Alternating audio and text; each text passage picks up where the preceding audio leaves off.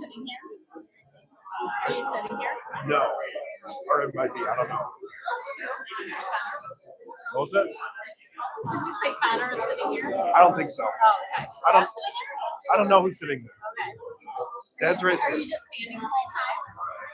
I don't know what the plan is. So, do you have the clip for it? Oh, yeah, you can't hear me right now. Say that again. Do you have the clip for this? That one is going to be the handheld that Connor and Richard and I use. Oh, And then I have a clip for Todd, the speaker. okay. That one work? I trust that they both will. I guess Make sure it's not blinking green.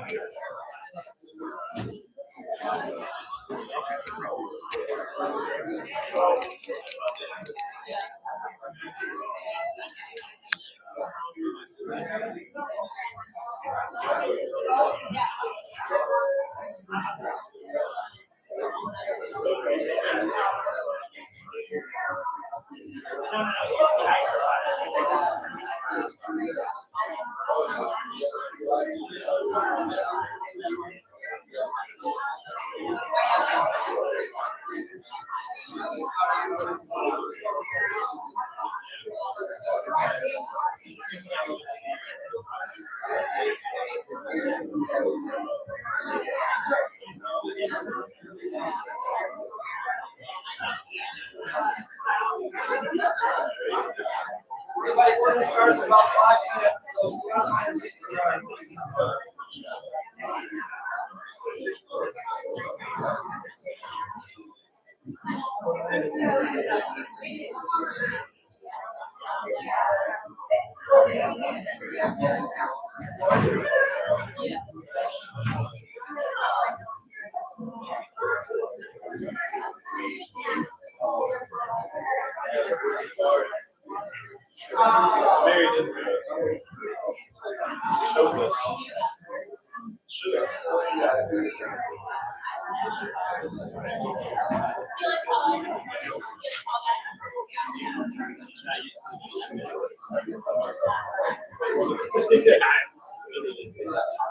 I work out my cousin.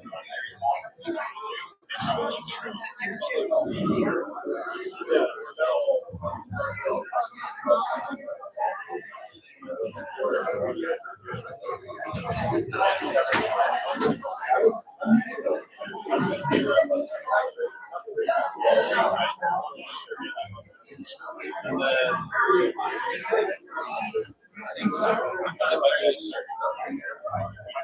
like we're London does we just trust them. Trust the other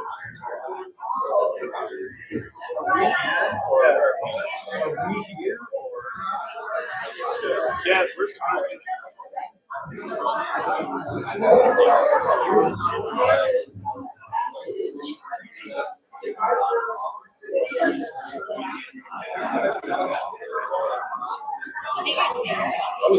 I mean, are you going to be running like other guys? You're just going to be standing there. You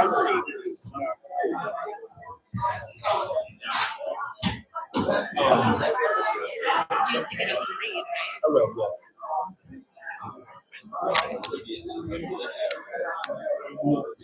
We'll have a little pass around. And it doesn't mean your mouth that you'll be down at the page. Really? Yeah.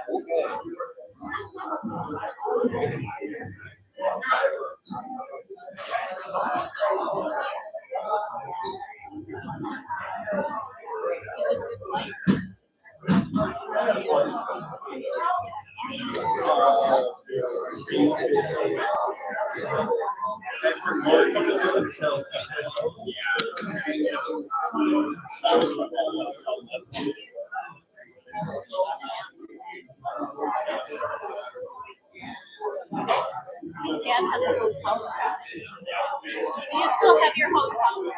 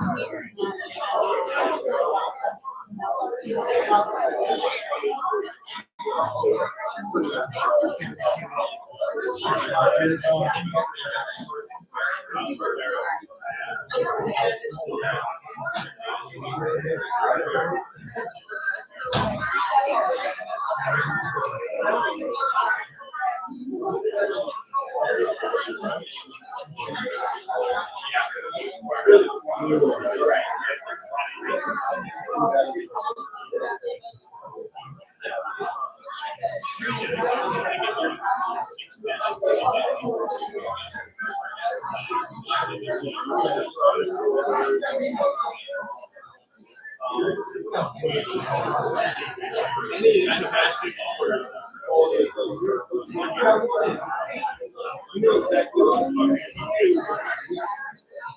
Went down the stairs and you had to do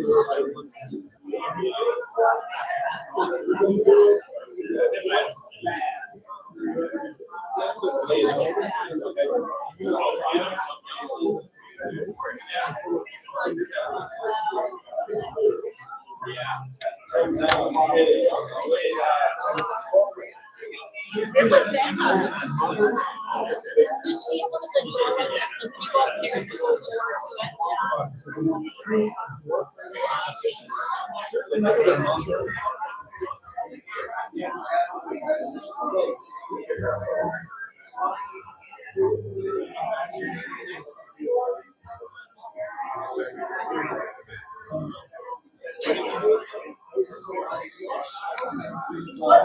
Small child, how old do you think you were?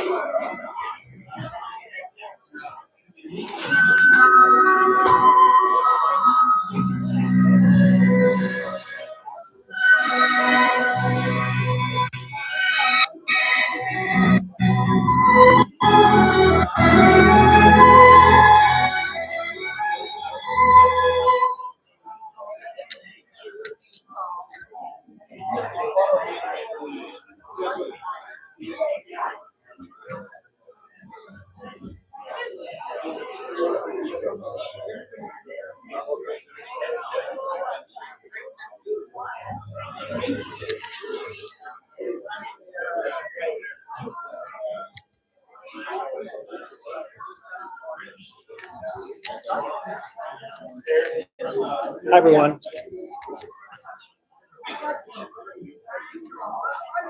Thank you so much for coming today to celebrate the life of Ken Jenkins, my dad, and all of our grandpas and dads and spouses and friends. And I just wanted to so appreciate that. I knew there would be folks here because his life was such a celebration just when he was living it. And I knew that we could carry that celebration into today. I want to thank you from myself and my sister Karen, her husband Rick, myself, my wife Dawn, my mom, the 6 grandkids, Hannah Pfeiffer, Katie Pfeiffer, Richard Pfeiffer, Liam Jenkins, Connor Jenkins, Ian Jenkins. The sisters of my mom are here, Judy and Susie's spouse, Steve.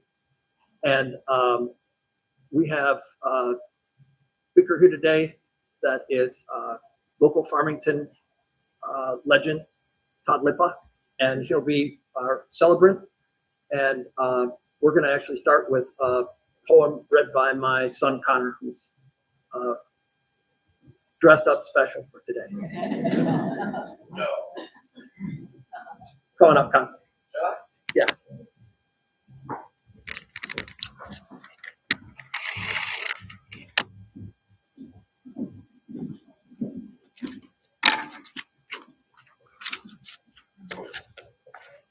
Where'd I put that? It's in here somewhere. I'll decide. There she goes. This will be His Journey's Just Begun by Ellen Brenneman. Don't think of him as gone away. His journey's just begun. Life holds so many facets. This earth is only one.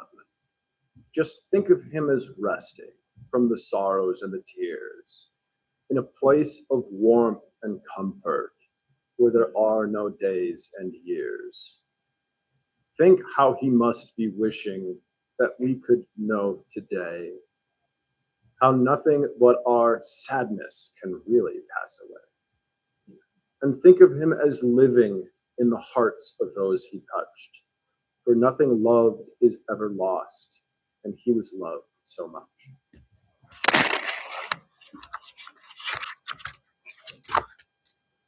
There you go. Thank you.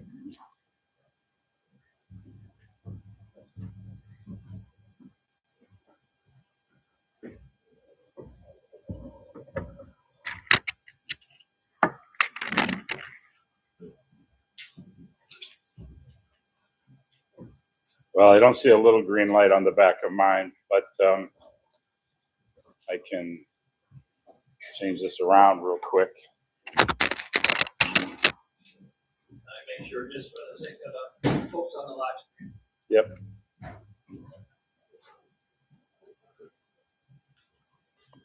There you go. There we go. Never learned how to push buttons in 101.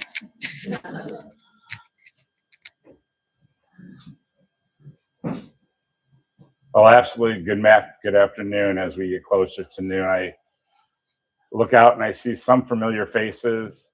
Joanne and I remembered each other right away from our days with special ed.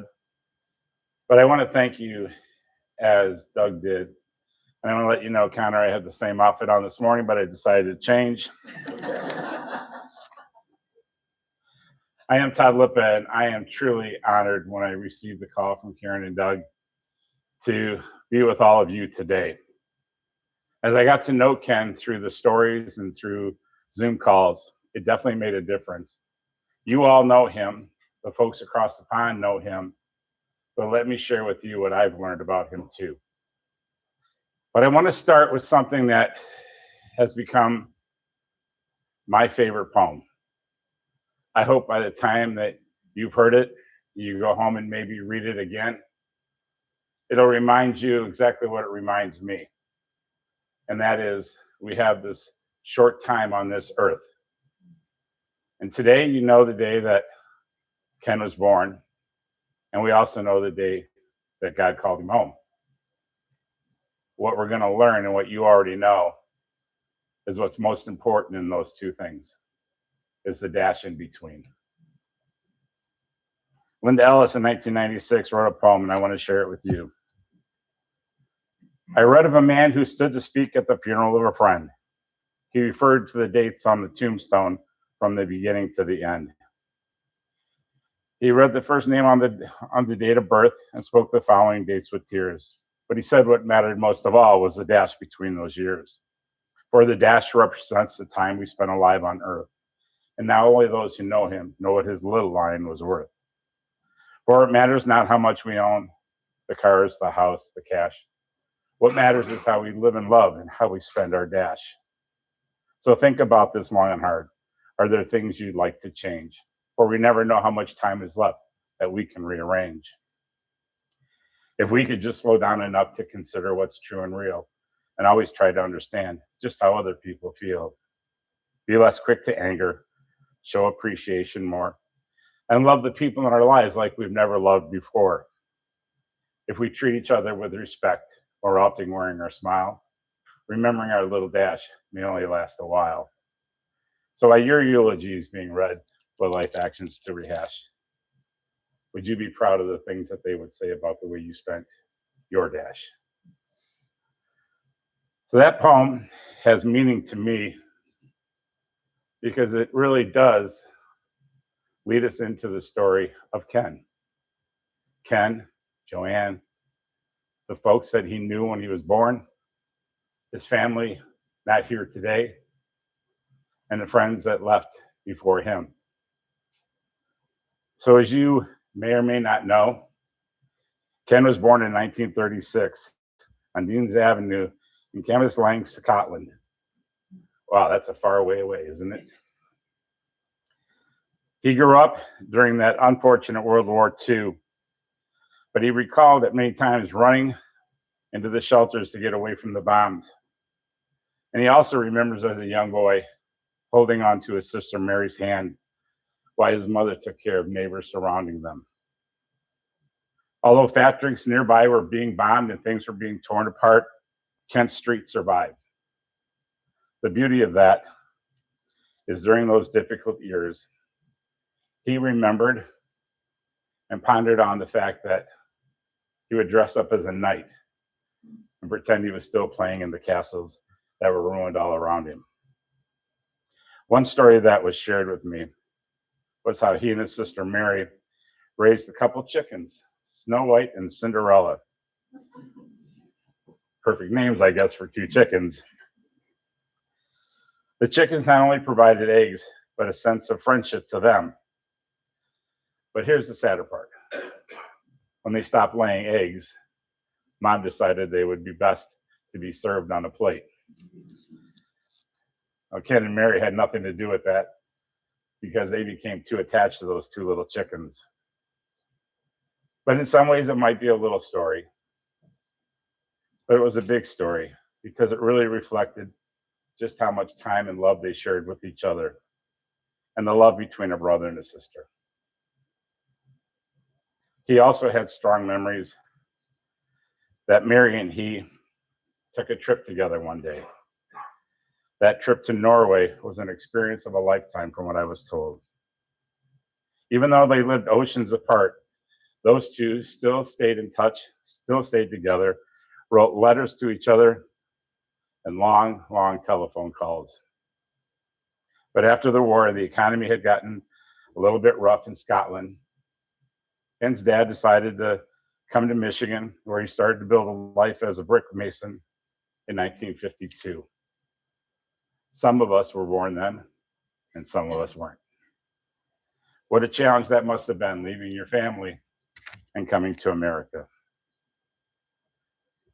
But it wasn't long after that he had earned enough money and he sent to have his family come to America. Together, they were together once again. But his sister Mary and her husband George, they remained in Scotland, where they raised and built their own family. In Detroit, Ken was able to build strong, lifelong friendships. Friends, if you're here today, you know yourself. Just maybe wave so we know who you are. But Dick, Jerry, and Larry, I don't know if any of them are here today. There you are. I was told you guys might be in the corner. You know, that friendship was rooted so deep between not only those three guys, but their wives and their families, and the experiences that they joined together to be one family because your friendship was so strong. You know, but Ken also knew he had to have responsibility. And his first one was to get an education and earn his degree as a mechanical engineer. Not long after that, Ken got a little smarter, not only with his degree, but he went to a dance at Highland Park Nursing School dance. There's a beautiful smile on that face right now. Where he met the love of his life. But he didn't realize, though, that Joanne was not really impressed with him at first. The story be told, she asked him to leave.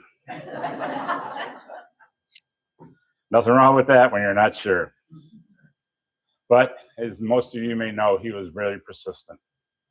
A canoe ride on Belle Isle and around it changed everything.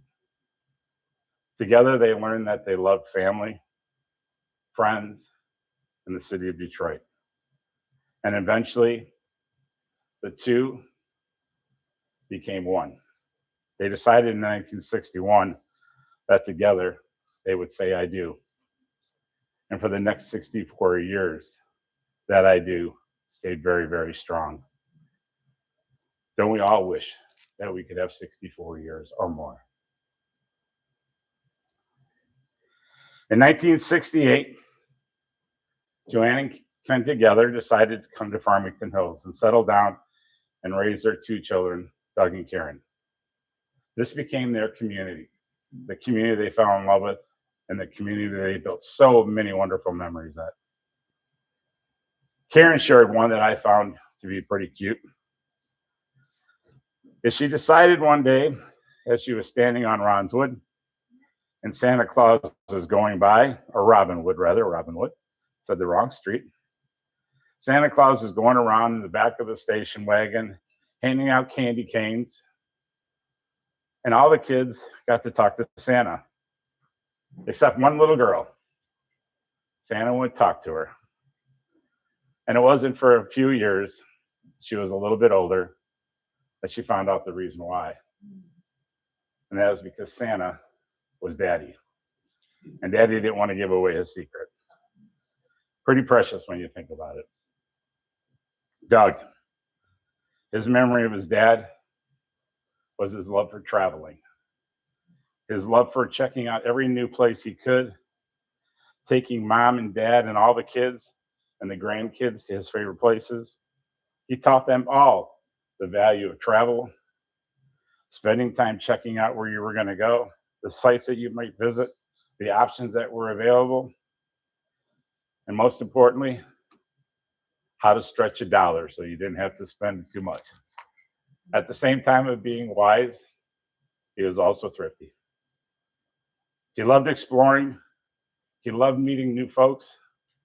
He loved spending time driving hard to the next place of his journey and not waiting to get there as slow as he could, but as fast as he could. Some of us can remember those good old 70s, those disco years, those years when the floor lit up and we would dance on it. Well, Joanne and Ken, you would have been the parents I would have loved to have. Because at your disco parties, not only did you dance, not only did you spend time with all your friends and have fun, but you let your son and daughter, Ken and Doug, serve everybody that was there while you were having a good time dancing. What a blessing. But you know, as I said earlier, Ken also was a responsible human being. He dedicated himself to his career, most importantly to his family, and he was truly proud of both. He spent long hours moonlighting, both at the dormer room on Robinwood or down in the basement on the Beechwood home. I heard that he had a pretty elaborate office down there, and the grandkids loved it, especially him, who loved going there, seeing Grandpa's projects, working with him on a few, but always playing with Grandpa's electric pencil sharpener. It's the little things that we remember, right?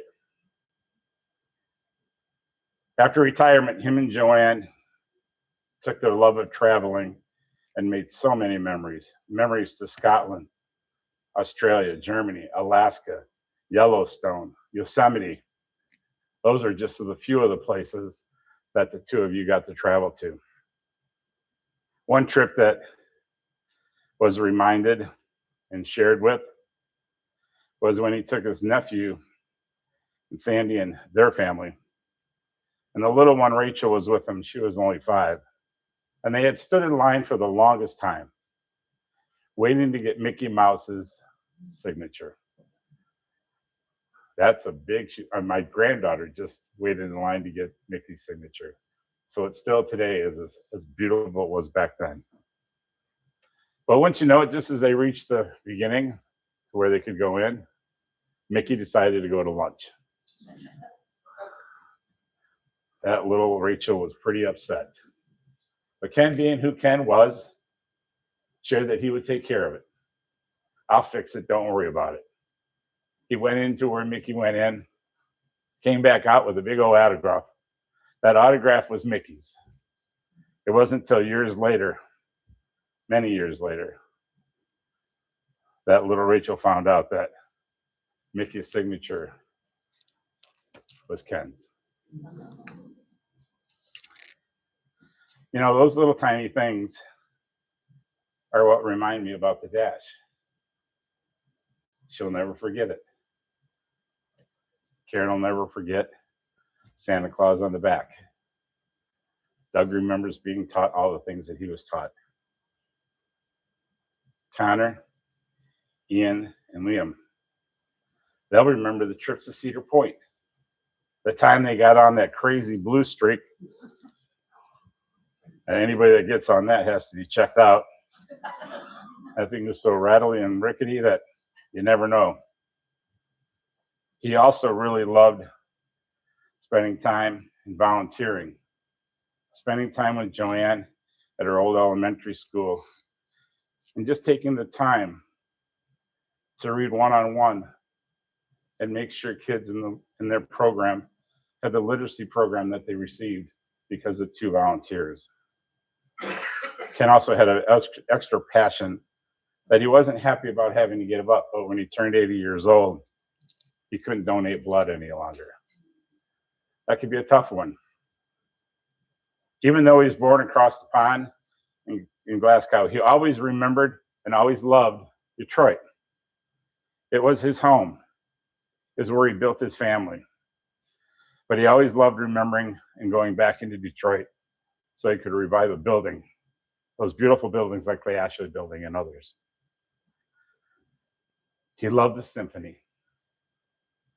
But what he loved the most was taking his beautiful Joanne, enjoying a concert at the orchestra hall, dinner at one of their favorite restaurants like the Rhinoceros or the Whitney or Fishbones. Their love for Friday night dinners never failed. They loved to be together. They loved to make sure they got to dinner, and why not a happy hour? Places, though, that they always wanted to experience. They always wanted to get around. But Fleming's, that was special. That was anniversaries, birthdays, and those special occasions when Fleming's was the right place to be. Ken and his family have a memory, and it wasn't too long ago. That one Friday night, with what you all know better than I, that great big smile of his, he still got to dance. And together they danced. And they'll dance forever in memory.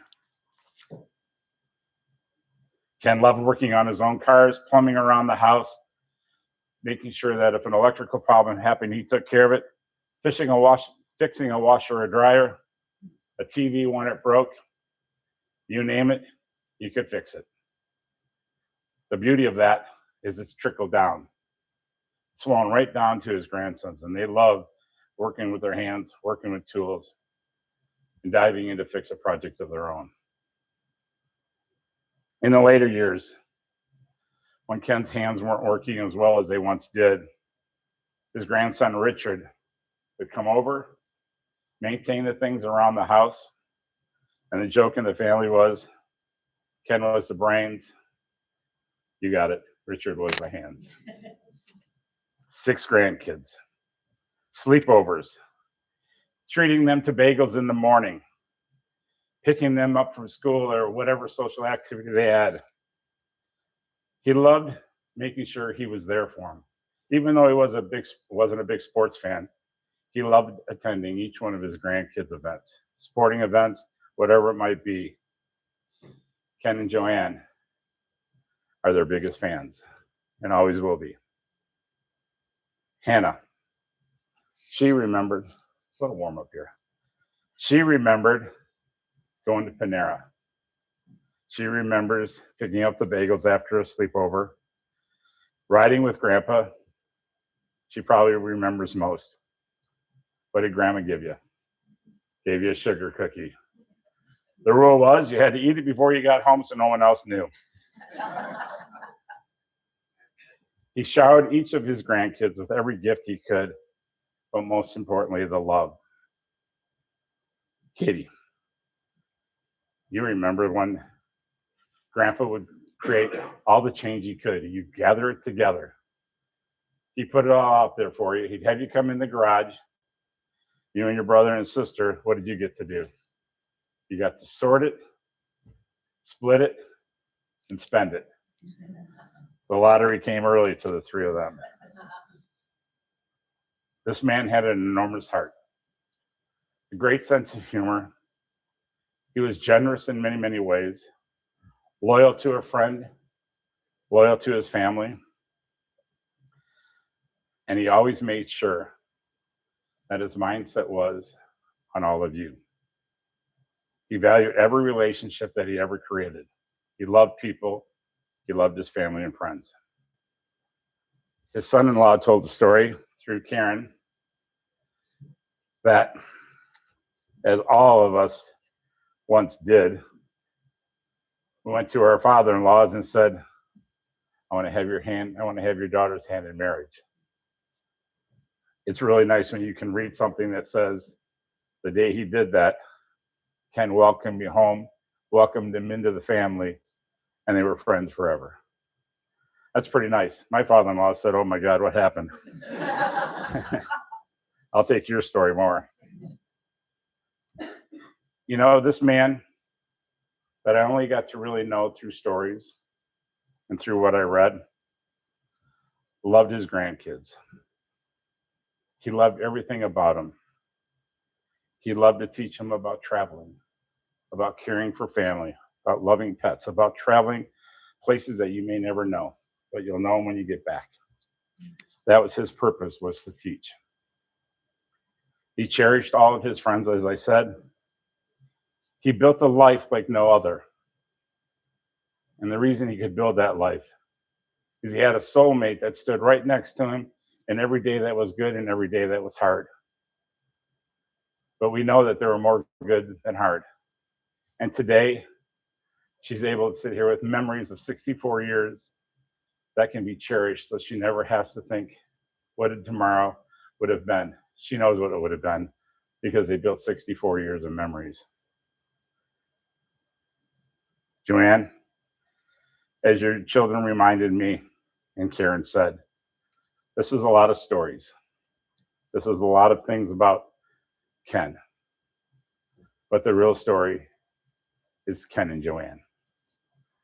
Thank you for raising two beautiful kids, grandkids, friends, family, here and across. The two of you built a life together. The two of you shared a life together. And today you can proudly say you shared it with the love of your life, Ken.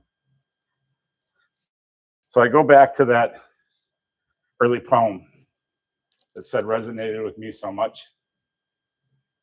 It's because in the stories we just shared, somewhere along the way, you may have been touched. But think about if on that blessed day he was born and on that day he was taken home, if you hadn't experienced that dash with him, your life would be a little different. So be thankful for the dash. Your job is to go out and hold on to those memories. Create even bigger memories in your own dash. If you've been thinking about getting closer to your family and your friends, it's time. Because one day someone will stand up, knowing you or not knowing you, and read the story of your life. And I hope that you can be proud of what they would say about your dash, because it's without doubt that Ken can be proud of his dash. So as I start to close, I want to share with you one memory that I was told. And it's the memory of Ken's faith. Not in tradition, but in his faith of the love of people, the love of the earth, the love of everything around it. So I wrote a little something. I hope it matters. Today, we pause to remember the little things in life. Like the trees that stand tall enough to change a season, Ken's life changed many seasons. Put lasting marks on all of us. And if you knew him, that mark is there. May he find peace in the quiet of nature, comfort shared in memories, and strength in one another. May the wind carry the memories gently. May the earth hold him in peace. And may he continue forward with the kindness in his heart. And because of him, we all know kindness a little better. Thank you. Now I'm going to invite his grandson to come up, read the final poem. Then between myself and Doug, we'll finish out the day of this part.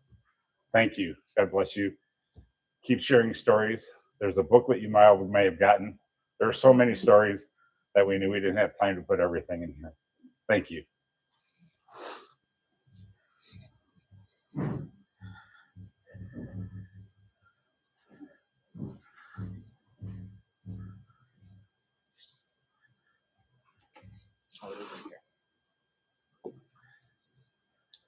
Afterglow by Helen Lowry Marshall. I'd like the memory of me to be a happy one. I'd like to leave an afterglow of smiles when life is done.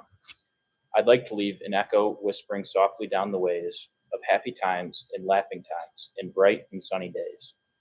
I'd like the tears of those who grieve to dry before the sun of happy memories that I leave behind when the day is done.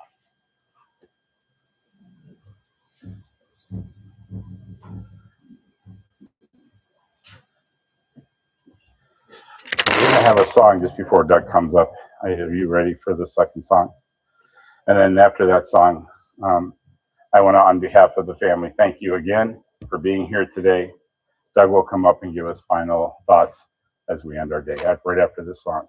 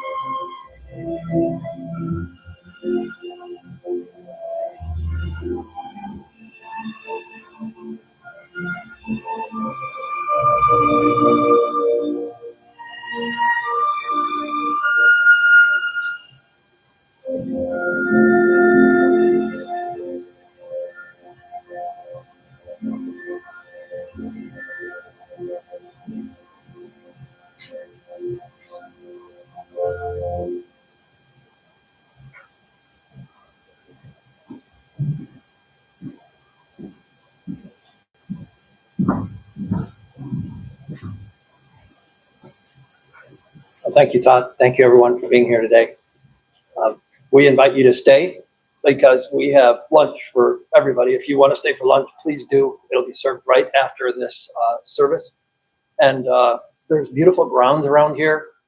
Check out the grounds if you can. What a great day that we got to be able to be here together. There's a library around the corner if you like libraries. It's a big panel library with books in it. Love it.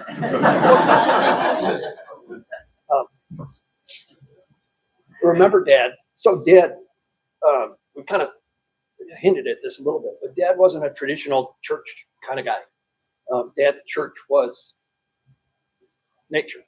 So he loved national parks. Like he tried to go to as many as he could. First one he took us to is Smoky Mountains, Smoky Mountain National Park. So my charge to you is when you're somewhere that's beautiful, you got the mist over the mountains or something like that. That's what you look for. Think there you're in his church. It's kind of his church. Those parks, outside stuff. If you're looking up at trees like at Redwoods, I had a chance to go camp with him at Redwoods once, and that was good. Or if you're watching the ocean crash into the rocks like Acadia. He was at Acadia 18 months ago with Karen's family and Mom. And we have some photos here on the board from just 18 months ago when he's out there. I think that was the last time he was at a national park, but that was another special place for him. He took us there when we were kids to Acadia, and Karen redid that trip. I love it. Yeah, think of him when you think of nature. Those are, and that is.